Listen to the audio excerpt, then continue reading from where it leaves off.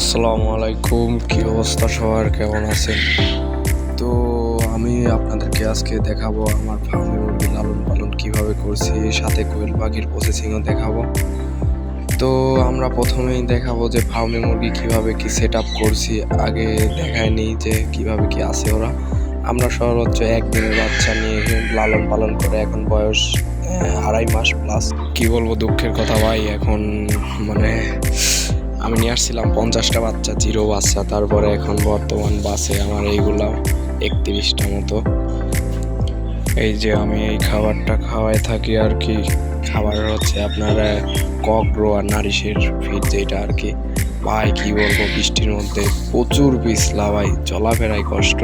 তারপরে এই দেখেন বাহিনীটা সব দাঁড়ায়। এখন আপনাদের দেখাবো যে কিভাবে কি খাবারটা দিতে হয়। এই যে খাবার নিয়ে যাচ্ছি, নিয়ে যাওয়ার পরে খাবারটা পটে দিয়ে দিলাম।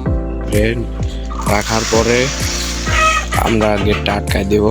গেটটা আটকায় দেওয়ার পরে আমার দেখাবো যে কোয়েল পাখির প্রসেসিং। কোয়েল পাখি আমি সচরাচর রান্নাঘরে লালন পালন করি, অল্প পরিসরে রাখা, তো এই জন্য আর কি বেশি কিছু করা হয় নাই। কোয়েল পাখি দেখলাম যে ডিম পারছে ভাই, 5টা ডিম পারছে, তো আর কি ডিমগুলা উঠাই নিলাম।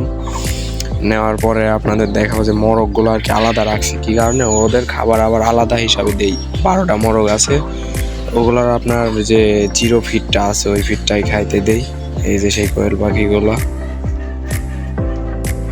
তো এই ছিল আমার কোয়েল পাখি আর ফার্মে মুরগি লালন পালন করার প্রসেসিং। যদি পছন্দ হয়, ভালো লাগে, ফলো দিয়ে পাশেই থাকবেন। আসসালামু আলাইকুম।